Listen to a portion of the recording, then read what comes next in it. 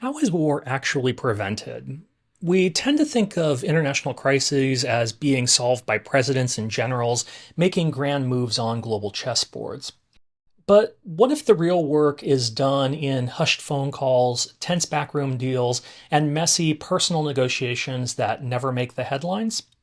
A recent Netflix show peels back the curtain on modern foreign policy, showing us that diplomacy isn't about polite parties. It's a high stakes, deeply human knife fight.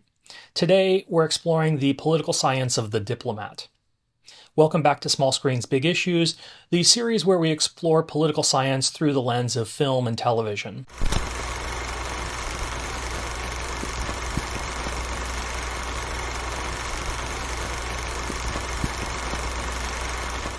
The Diplomat isn't just sharp political drama, it's a masterclass in the unglamorous, often chaotic reality of foreign policy.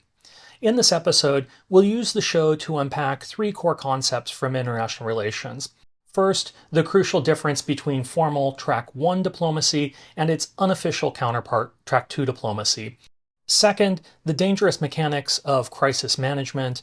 And third, how in international politics, the personal is always political. For those who haven't seen it, the series follows Kate Weiler, a career diplomat who's on her way to a posting in Afghanistan when she's suddenly appointed U.S. ambassador to the United Kingdom. She's thrown into the fire when a British aircraft carrier is attacked in the Persian Gulf, and the US and UK have to prevent the crisis from escalating into a full-blown war.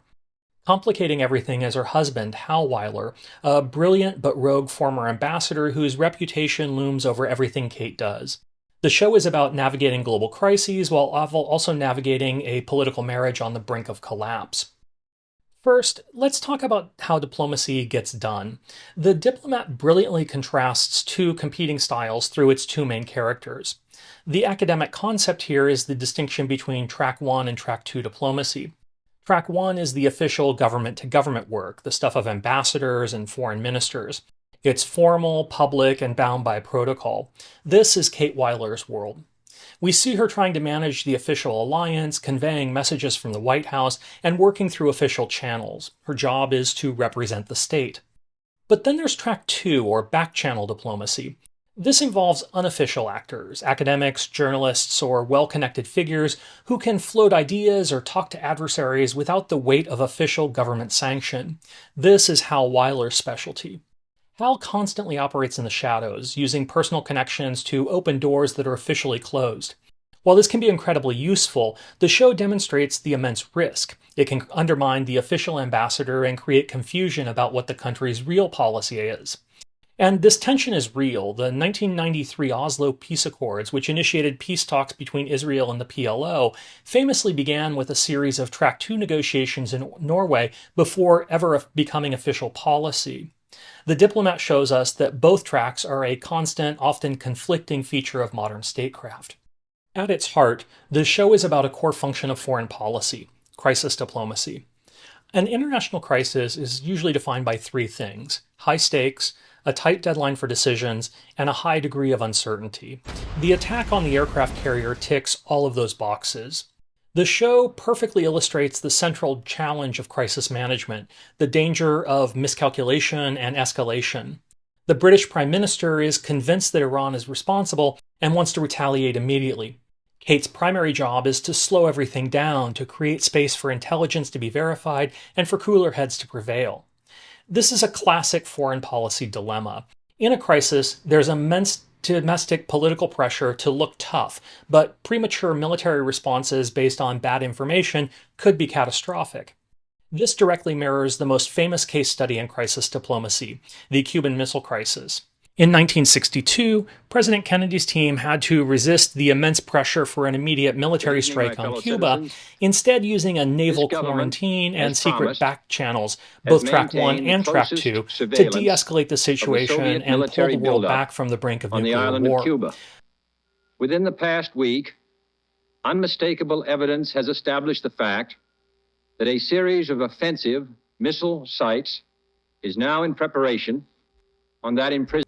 It shall be the policy of this nation to regard any nuclear missile launched from Cuba against any nation in the Western Hemisphere as an attack by the Soviet Union on the United States, requiring a full retaliatory response upon the Soviet Union. The Diplomat shows that this skill, managing information and controlling the pace of events, is far more important than military might in preventing catastrophe. Finally, the show makes a powerful argument that you can't separate policy from personality. In international relations, the decisions of states are ultimately made by people with all their ambitions and flaws and complicated relationships. The central relationship between Kate and Hal is the engine of the show. Their marriage isn't just a romantic subplot, it's a political entity. Hal's actions constantly complicate Kate's ability to do her job, and the rumors that she's being vetted for the vice presidency, a job Hal covets, shapes their every interaction. The show demonstrates that a diplomat's effectiveness is tied to their personal credibility, and that relationships between leaders and officials can fundamentally alter international outcomes. Think of the historically close relationship between US President Franklin D. Roosevelt and British Prime Minister Winston Churchill during World War II, which was built on genuine personal affinity. Conversely, history is filled with examples of personal animosity between leaders making conflicts worse. The Diplomat takes this idea from the history books and puts it right onto the screen, showing how a single dysfunctional relationship can have global consequences. So, what does the Diplomat teach us?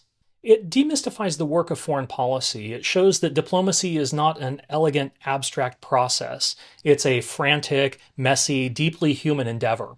It's as much about managing egos as it is about managing alliances, and it's often about choosing the least bad option under immediate pressure. While shows like Jack Ryan or 24 portray international threats as being solved with guns and explosions, the Diplomat makes a more realistic and, I think, more interesting argument that the hardest work is done with words, by people who are often exhausted, conflicted, and working with imperfect information. It reminds us that the individuals who conduct foreign policy, with all their personal strengths, weaknesses, and relationships, are not just cogs in a machine, they are the machine. And that's a crucial lesson for understanding how the world really works. Thanks so much for watching. I'm really enjoying digging into these shows and exploring the political science behind them. Next time, we're moving from the world of crisis management to the politics of nuclear weapons and deterrence. We're going to watch what happens at the birth of the American nuclear weapons program with Christopher Nolan's Academy Award-winning film Oppenheimer. But I want to hear from you. After watching The Diplomat, what do you think the single most important skill for a diplomat to have is? Let me know your thoughts in the comments, and if you enjoyed this, please subscribe for more small screens, big issues. I'll see you in the next video.